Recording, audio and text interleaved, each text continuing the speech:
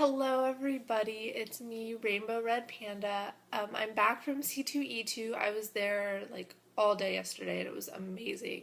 I was gonna do this video after I got back last night and I was not feeling well. I don't know if it was because I drove so much yesterday or what, but I was just not feeling well and did not want to do this video. So I'm doing it now. It might have to be broken into two separate videos. I don't know, it depends on how long it's going to be, but I have a lot to talk about and a lot of stuff that I got. So I'm going to start with the comic writers that I got to meet. I started off with Tom Hutchinson. He writes The Legend of Oz Wicked West, which I really love, and I've only read the first issue of it because I was missing issue number 2 because the comic stores are not able to order it and I'm just too lazy to go and buy it online. But the good thing about all of these cons is that they have so many comics for sale. I actually got the second one, which is right here, and this is the cover that I chose.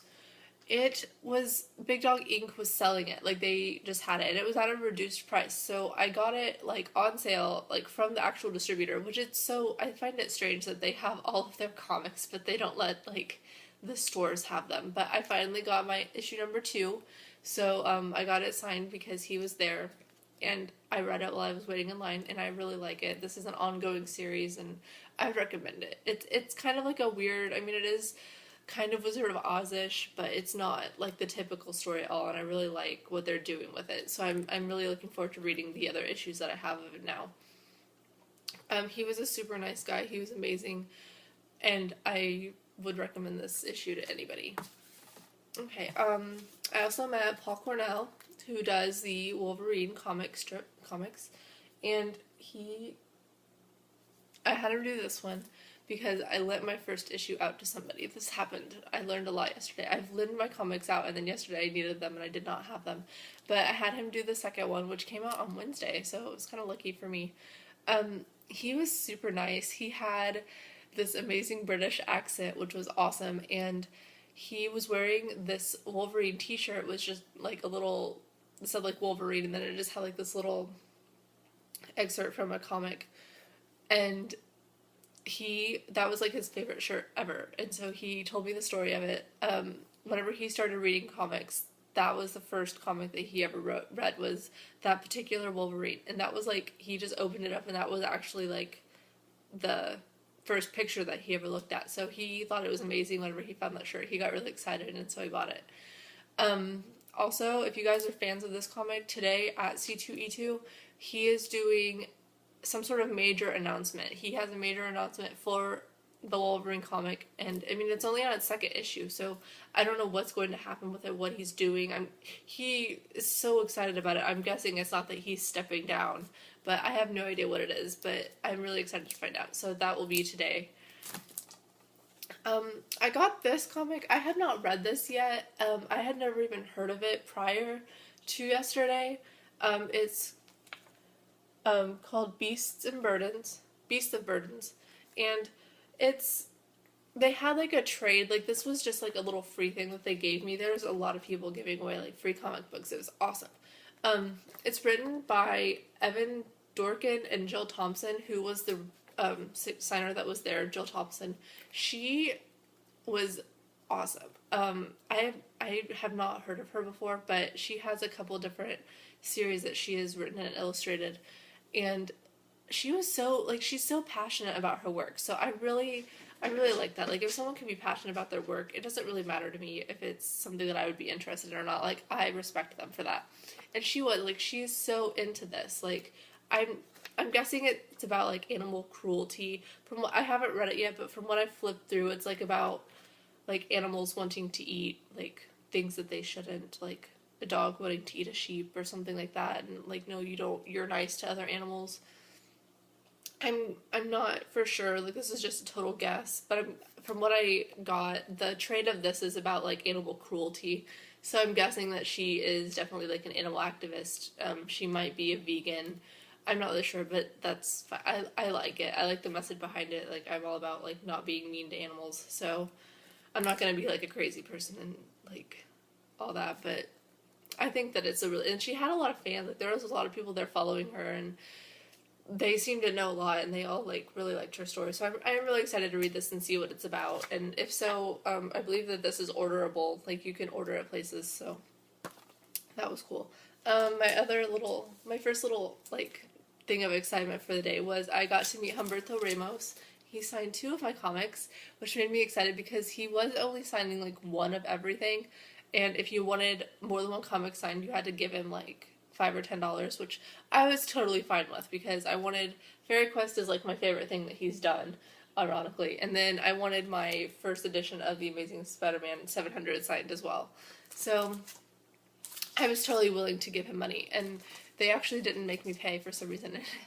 I was the only person, like everyone else was bringing him like multiple issues of Spider-Man and all the different Spider-Man series that he's worked on and things, and I come up there with Fairy Quest, and everyone just looks at me and they're just like, he doesn't write that, what are you doing giving him that? I'm like, no, he does write it, like, look, it says Umberto Remos on it, like, he writes this, don't tell me. And like, he's just sitting there like looking at them like they're not very smart. So I thought that was awesome, and I liked that I didn't get charged. And he was a really nice guy. He was sitting there like working on a little doodle of some sort that was bright and colorful, and he, like all the other artists, he was drawing things for people, but it was like at a cost. Most of them were like $40 for a print, which I was totally okay with, but I didn't get one. And then my little awesome thing, I met Mike Norton, and he signed, I had to go and buy another one of these because I had lit my copies of Answer out to people because I love it so much. So I went, Dark Horse had a stand and they were selling Answer. So I bought the first issue and I had him sign it. So here's my Mike Norton signed Answer. He signed it like down here. It's Mike Norton's signature. It looks like a bunch of scribbles, but it's Mike Norton's signature, I swear. And I loved it because as soon as I walked up to him, he just looked at me. He was like, I know you. I'm like, yes, you do. That's awesome. So he totally knows me from all of our little discussions on Twitter and things that we've had. So and he may even watch the show. I don't know. We didn't talk about it. I was kind of like shy and didn't want to like talk about it. But he might watch it. I don't know. But he was an awesomely nice guy. He will sit there and talk to you for like as long as you want him to. I went up to him later on, and I was gonna get something else from him, and he was like signing like all of, like, this guy had like a stack of like 50 comic books, and he was like signing all of them, and then he was looking through like his friend's like sketchbook and like giving his opinions on his art and all of that kind of stuff. And it was really awesome to see like an artist like that doing things like that. So it made me really excited that he was willing to do that. It was really hard to catch him though. Like him and Tim Seeley, they're right next to each other because they do a bunch of work together, and they actually just announced this morning that they are going to be doing another series. I don't remember what it's called, but it's like a superhero type series. I want to say it has something to do with like the superhero is like an octopus. I know I'm not right, but it's a really cool little series, and it comes out in October, I believe. So I'm really excited for that. They've done some work before together, and it was really awesome. They were selling the books that they do together. I didn't get one because they didn't have the first issue, but I will definitely be getting it soon. But they were, I don't know, it was really hard to catch him though. Like, I went by his stand like 3 or 4 times, and every time, like, there was a woman standing there, so I had to ask her, like, well, when is Mike Norton going to be here? And she's like, oh, he'll be back at like 1:15, and it was like 11 o'clock, so I had to wait. But it was totally worth it. He was totally approachable. It wasn't like some of the other artists that were there that were just like, okay, whatever, like, if you're not going to buy anything, like, just go away. There were a few like that. I'm not going to name names, though.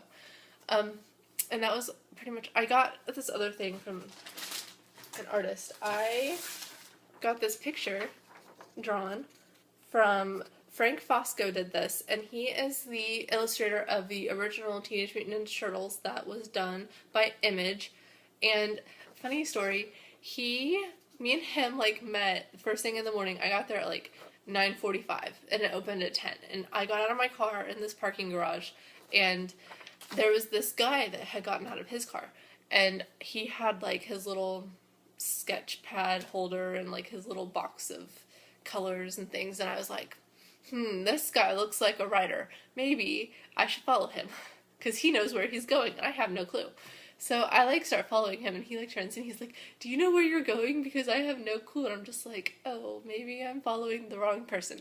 So we kind of follow each other, and we figure out like where we're supposed to be, and we're nowhere. Like we're in a different building totally. We have to like go to this other building, but we start talking along the way, and I find out that he's Frank Fosco, who illustrated the original Teenage Mutant Ninja Turtle comics, and it was awesome. Like I got to talk to him for like an hour. He was really nice. He works at a university now in Chicago teaching art, and it was really cool. Like he is totally approachable. He's like, I don't know, he's just like so like into what he does, and even after like all this time, like he still draws, he still does comic like work. And it's really cool to see him like doing stuff. He had a little stand set up where he was doing like sketches, and then he did like multiple like selling things like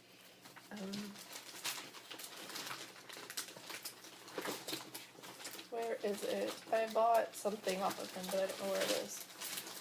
I'll find it later. He had like the original like books that he had done of like the comics, and then he had the trade too, and I bought the first issue of the comic book. But like it was really cool just to see him and all of that. So he had a wonderful day. I'm sure he did not enjoy the walk back because I could not find my car. It took me like an hour. So he drew me this ninja bunny. I have a bunny like thing. So he drew me a ninja bunny, and then he like signed it to me. And so I was like the only person that he really did that for too. So that made me feel really special. Like just between him and Mike Norton, like that just all made my day. So that is all I have for this little first edition of my C2E2 experience. I will be doing another one after this on what other things that I purchased. So that's all I have for this one, and I will see you guys in a minute. Bye!